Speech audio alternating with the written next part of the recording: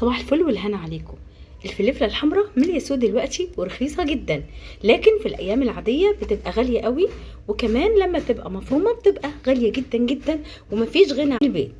انا جبت كده شويه كويسين، وهبدا بقى انقط الاخضر احطه على جنب، والمستوي على جنب، والاحمر على جنب دلوقتي كده، وابدا اغسلها واصفيها بعد كده بالكبه. اللي ما عندهاش كبه او كبتها بايظه زي حالاتي كده، بتجيب الخلاط وتحط هي كوبايه ميه واعملي لو حتى كانوا 10 كيلو، تصفيها على المصفى، وكل مره تحطي اللي اتصفى تعملي بيه اللي بعديه والى اخره.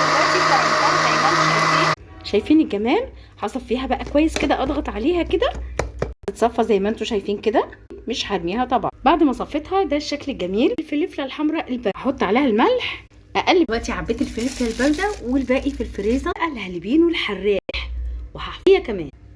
ايه رايكم؟ دي الهالبينو خليتها على جنب وحطيت